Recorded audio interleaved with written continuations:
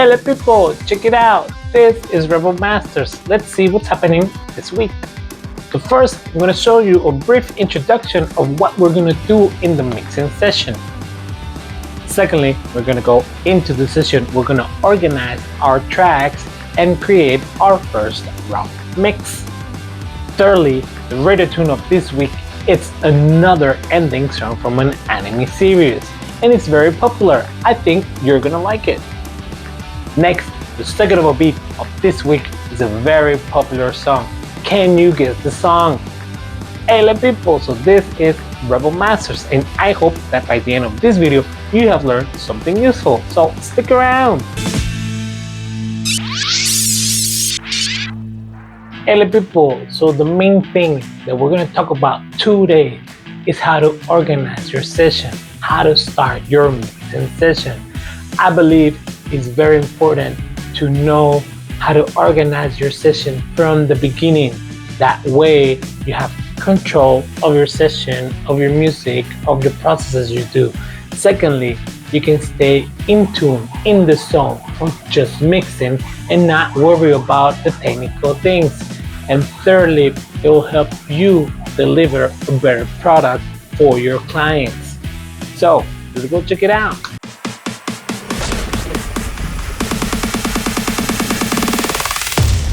Remember, my opinion, the most important thing is to know how to set up your mixing session. Before you even start pulling faders, before you even start putting equalizers or compressors or anything, the most important thing for me is to organize. Once you have organized your session, it means you have total control of whatever you're gonna do. So I'm gonna show you what they taught me in school.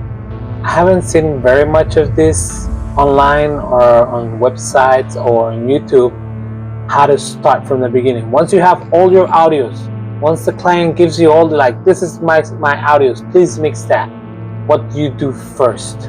This is what I'm gonna show you in this video, and I hope it helps you because it really elevated my mixing sessions from the beginning. From when you start mixing in your career, having a good session, an organized section means you can mix better, you can control better, and you can deliver better. Okay guys, so this is the session that I have. They're all WAV audios. Maybe they're not very well exported, but sometimes the client just gives you what it gives you, right? So my opinion, the first thing you gotta see is that they're all named. Not named with weird names, but like, for example, drums. Okay, I know this is the track of the drums, the splash, the bass. Like, if you know guitar 1, 2, 3, like, if they're all named differently from each other, then you can distinguish what type of instrument it is, right? So after their name, we'll see how, if they all sound like right. Yep. Right now, nothing's sounding good, but we got all of them. So in my opinion, the first thing you gotta do is to create your buses. Where are you gonna send all of these audio tracks? Are you gonna send them all to the output stereo? No, because then you can't do any mix. So create all your buses, create all your buses for all your types of instruments. So I usually divide my instruments as drums or percussions, basses, even if it's a electric guitar or if it's a synth-based basses, guitars, then synths, or if I have synths and pads, I divide it. But if I only have synths, well, synths, then pads. If, for example, brass, if you got brass, section of brass, divide all your instruments and create buses for each one of them. right? That's what we're gonna do right now. Okay guys, so as you can see, I got all the buses that I think I'm gonna need. Sometimes you create your buses from the beginning, and then later on you decide you don't want to send, for example, if you got drums and percussions, right? But percussion, there's only like one or two instruments. You might want to think from the beginning like, oh, I'm gonna send everything to the drums, but then later on you want to control the percussions in a different way, and then you decide, you know what, I'm just gonna send this to a percussion bus, right? But in this case, I have the buses that I think that I'm gonna use. So what do you do after that? You put your buses right next to the instruments, to all the group of instruments you want. So I have my sessions from the top to the bottom. That's how I manage it. I've seen other mixers do it from the bottom to the top, meaning in my session I got my sum and my audios right at the bottom. The sum of everything is at the bottom. But in some sessions that I've seen online, some people have their sum on top of them, right? So let's move it on. I move my drum bus right here next to the drums. Usually here I got a stem of the drums, right? But usually there is a stereo stem and everything, but usually if they recorded the drums from a recording session, then you gotta have, before your drum bus here, before your drum bus, you got your kicks and your snares and your toms and everything that the drum has, and it's being recorded separately. You should send it to your drum bus, right? In this case, I got a stem. Maybe the client just want to use it like that, or sometimes these stems are because they created the drums in MIDI and then they exported the stem, and that was it, right? After that, you take your bass bus and you put it on your right in front of your bass. So look here, I forgot this splash, right? This splash should go within the drum bus, so I put it back. Boom. Okay. Control. You got your drum bus, your bass bus. In this case, there's only one bass. I usually work with two basses, and I know that maybe later on in the mix I'm gonna duplicate this bass and treat them both separately, but they're both summing up at the bass bus. That's what I do. Now I'm gonna put all the buses where they're supposed to be, and then I'll show you. Okay guys, so look, I got my drums. Everything that goes to my drums are the drums, the splash, and I got a whoosh here that I also sent to the drums. I got my bass and my bass bus. I got all the guitars. I got 6 guitars. 1, 2, 3, 4, 5, 6. They're all going to the guitar bus. And here, for example, I got cellos, viola, violin. I got strings. I got some more other strings. I got some brass, and so I didn't wanna separate them. You could separate them by type of instruments. You could do strings, and you can do brasses, and then send them to each one of them to their respective bus. But in this case, I'm gonna send everything to what I call orchestra, because there's no solos in this mix or in this song. All of this orchestra, all of these violins, all of this brass is to support because it's a rock ballad song. So what it does, it supports it, but it's not predominant. So I put everything into one bus. Everyone has their own way of mixing, so if you want to separate them, you can do it and try it out. Sometimes I do this to save resources in my computer processing. I got one bus for the synth because I want to do that separately. I don't know what treatment I'm going to do later on, but I know it's going to be different from everything else. Now I got the vocals, right? So I got the vocals, everything. I got like all of this section is chorus. This is the verse. We got here bus verse. Then we got here verse 2. These three vocals are verse 2. Okay, now all my instruments are going to the respective buses. But apart from that, I have four main buses, like universal buses, what I call. We got the vocals, meaning all the vocals, all the buses of the vocals are going to this bus. Not all the tracks, all the buses. For example, you see they're all in orange. The chorus bus, the verb bus, and the verse 2 bus are going to this some vocals. That's what I do. Now I got some music. All that is not a vocal, even if the vocals, they have a recording not singing but talking, they all go to the vocals. But in the some music, everything that is an instrument or that is a sound that is not projected from your mouth goes to music, right? And then I got a bus for all your effects. You know, like you want to do like parallel compression or parallel EQ or any effects that is not in the track of the audio, but it has a separate auxiliary track, goes here, right?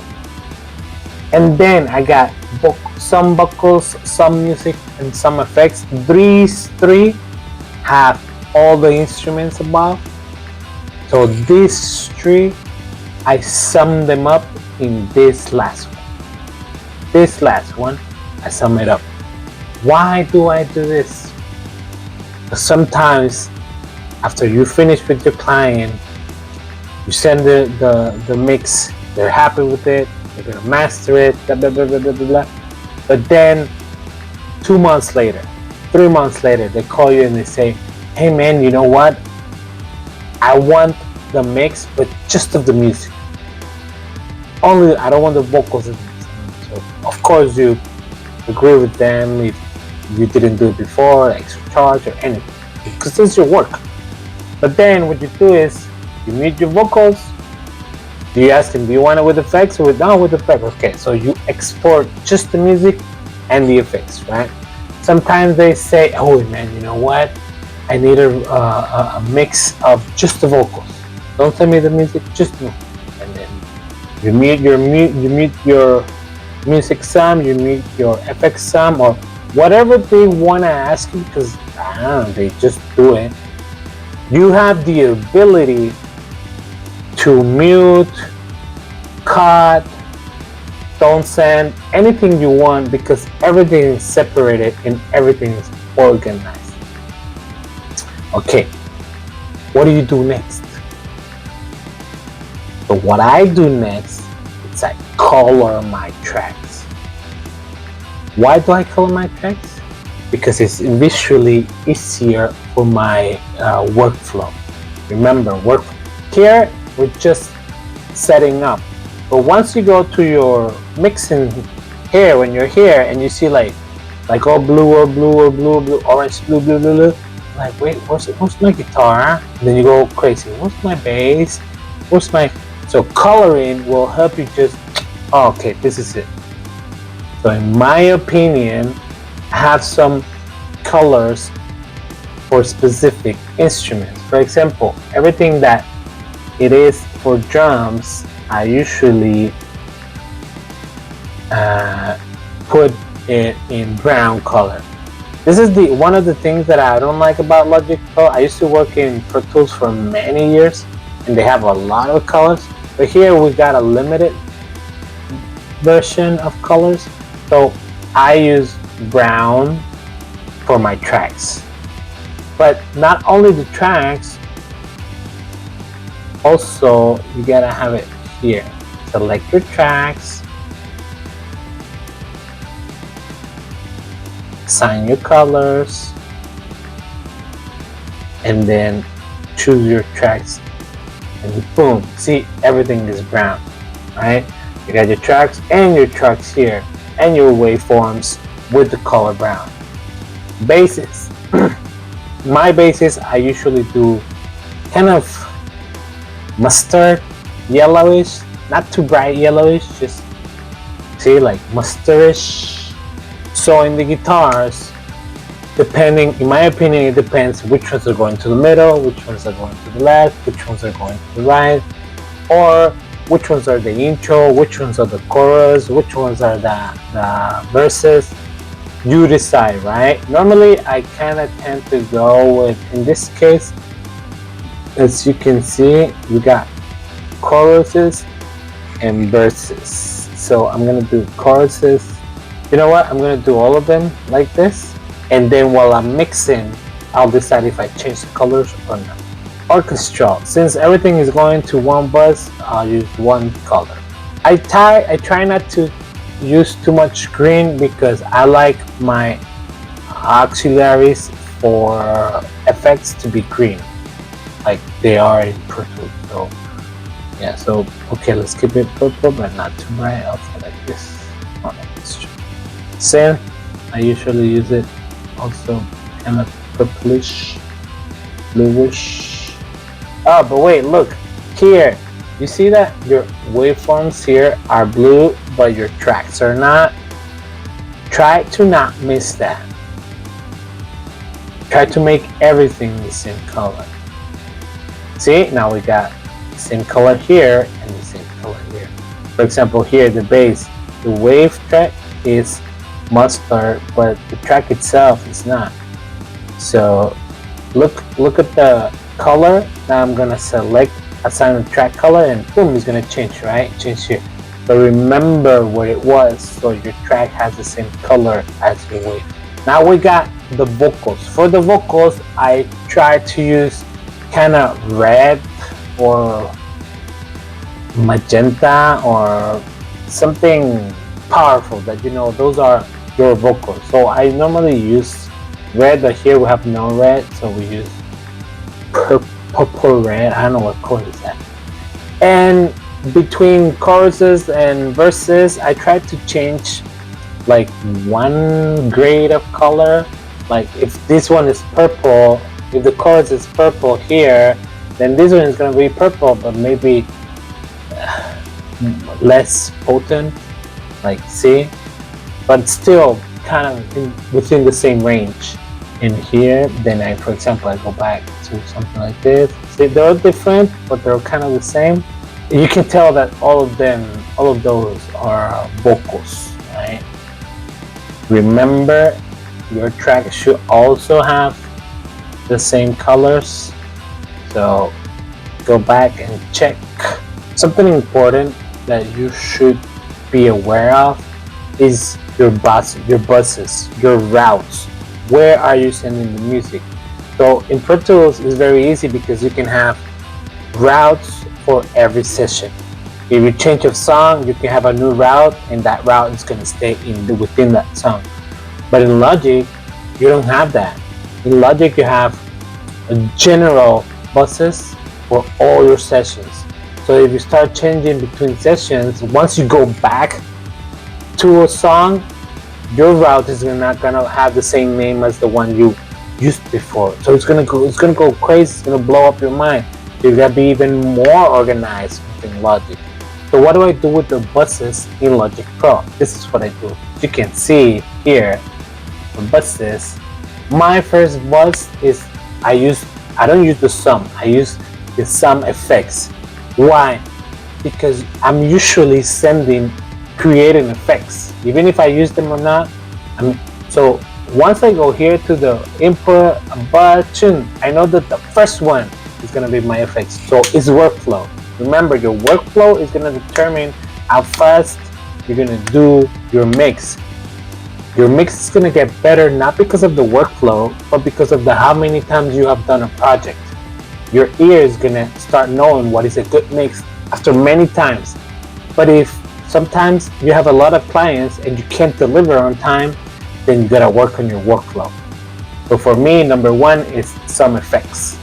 It will help you be faster just to send your Second one is some music. Second one is some vocals. And number 4 on my bus is some of everything, because it's the one that I use the least. Then I got my drums, because I start from the top to the bottom. So I got my drums, and then I selected a couple of drums more, just in case I don't have just one drum. Maybe I have 2 drums, maybe I have 3 drums, maybe I have some percussions, maybe, I don't know. So I don't use them all, but I have them there. Why? Because if I use 2 or 3 of them, and then I go into another song, and maybe in that song I use only 2, but then I have to go back to the other song that I was working on, and that has 3, and if I change the name of it, it's gonna be a mess. So I predetermine buses for all my mixes. Sometimes it helps a lot, sometimes you gotta do an extra one. So what do?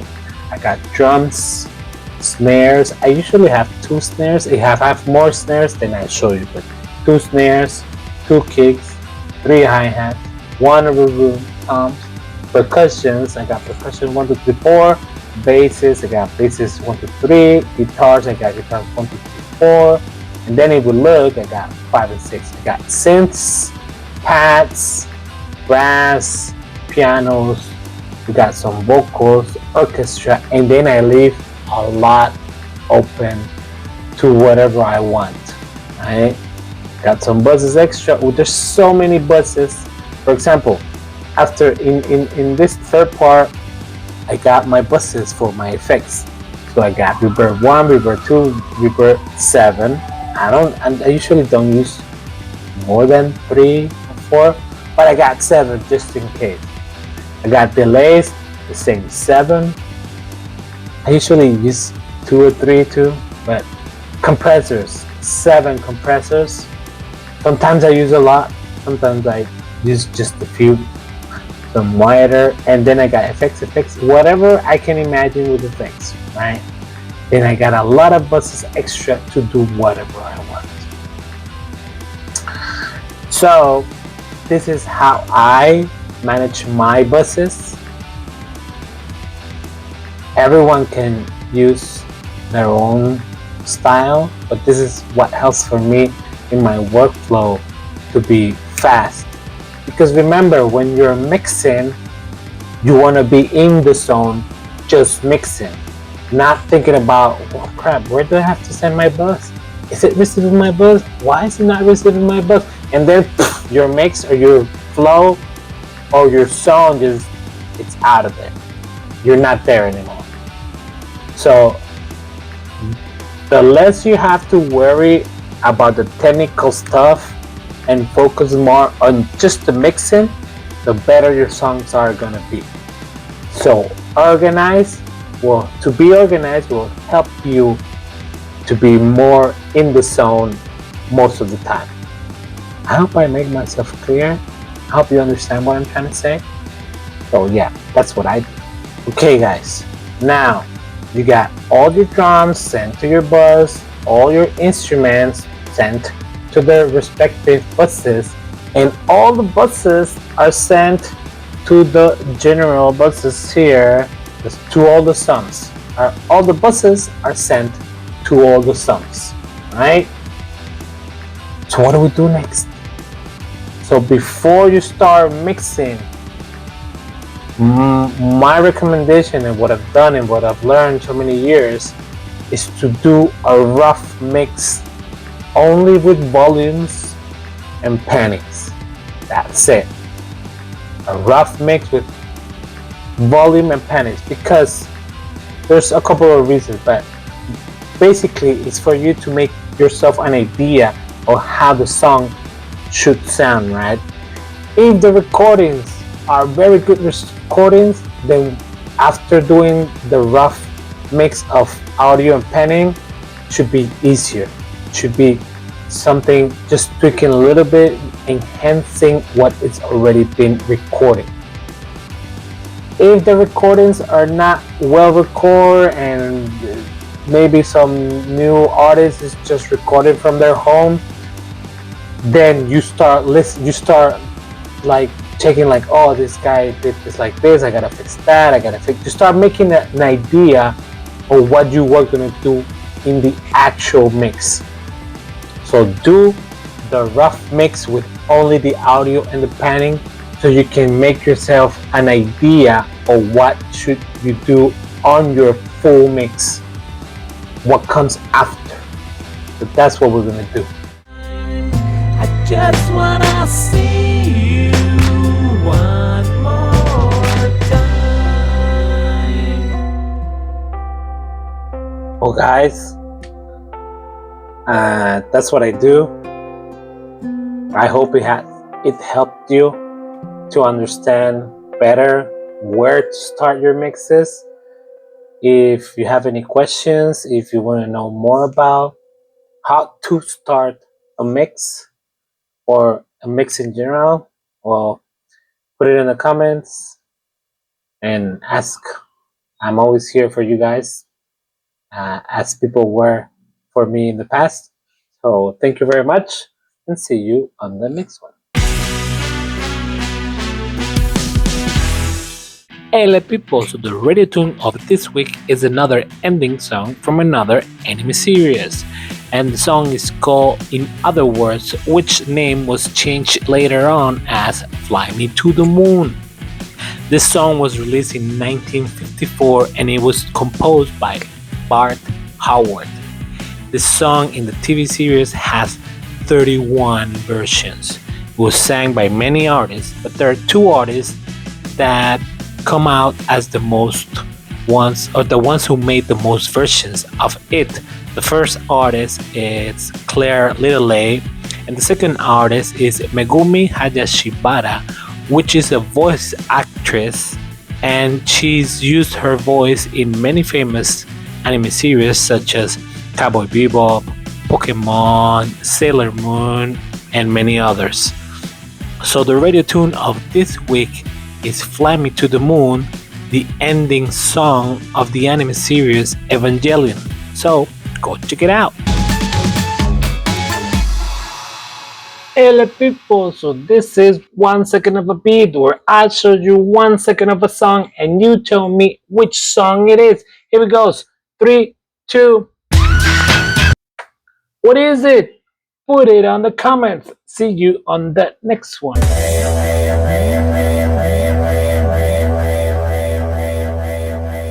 Hello people, so this is Rebel Masters, where we talk about 20 years in making music.